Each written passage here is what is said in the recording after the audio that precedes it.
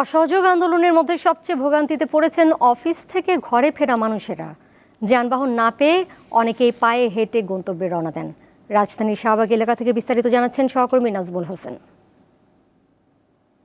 সরকারি অফিস ছুটি হওয়ার পর কিন্তু যারা কর্মজীবী কর্মকর্তা এবং কর্মচারী তাদের কিন্তু আজকে কিন্তু অনেক বেশি ভোগান্তিতে পড়তে হয়েছে এবং একই সাথে কিন্তু এই যে যানবাহন বন্ধ থাকাতে কিন্তু সবাইকে হেঁটে যেতে হচ্ছে। সেই ভোগান্তি তারা বলছেন যে তারা আজকে অফিসের নিয়ম মেনে এসেছেন, তেমন কোনো বেগ পেতে নেই, কিন্তু আসলে ফেরার সময় অনেক বেশি তাদেরকে ভোগান্তি পোহাতে হচ্ছে।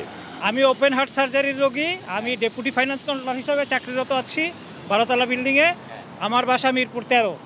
তাহলে বুঝেন ভোগান্তিটা কোথায়, আর বলার কিছু নাই, ভাষা নাই। সকালবেলাও যে আপনার খুব যে আমি পরিস্থিতি আসছি, তারা গাড়ি ঘোড়া তেমন ছিল না, মানে যারা আমি সিএনজিতে আসছি কোনো রকম রাস্তা তো ছিল, কিন্তু সমস্যা তো দেখতেছি ঘোরতর সমস্যা এখন বেশি।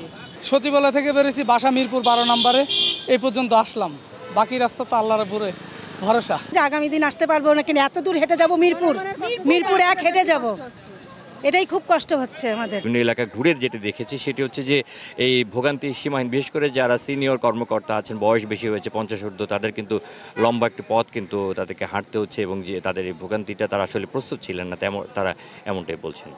কারণ বাজারে যারা বিক্ষোভকারী তাদের সাথে কিন্তু যারা ছাত্রলীগ যুবলীগ তাদের সাথে সংঘর্ষ হচ্ছে এবং যে বিষয়টি আমরা দেখতে পাচ্ছি সেটি হচ্ছে যে এই কারণ বাজারে কিন্তু তারা দখলের এখানে এক দফা তারা এসেছিল, এখান থেকে তারা ফার্মগেট পর্যন্ত গিয়েছিল। আবার এখানকার যারা স্থানীয় যারা ঢাকা 12 আসনের যারা ছাত্রলীগ এবং যুবলীগের যারা নেতাকর্মী তারা কিন্তু এলাকার এখানের তারা যে অবস্থান নিয়েছে, তারা তাদের দলীয় নির্দেশনা মেনে, যেহেতু এখানে তারা বলছেন যে ছাত্রলীগ এবং যুবলীগের পক্ষ থেকে বলা হচ্ছে যে এই আন্দোলনকারীদের মধ্যে শিক্ষার্থীরা এর মধ্যে দুষ্কৃতিকারী প্রবেশ করেছে। আমরা দেখতে পাচ্ছি যে এখানে উত্তেজনকর একটা অবস্থা রয়েছে এবং এখানে কিন্তু দফায় দফায় কিন্তু সংঘর্ষ হচ্ছে।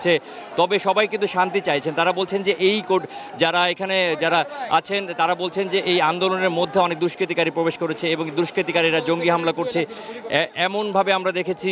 সেটি হচ্ছে যে এখানে গোলাগুলি ঘটনা হচ্ছে, অপর প্রান্ত থেকে গুলি করা হয়েছে, এমন অভিযোগ কিন্তু ছাত্রলীগ এবং যুবলীগের পক্ষ থেকে করা হয়েছে। কিন্তু দফা দফায় কিন্তু এখানে সংঘর্ষ হচ্ছে।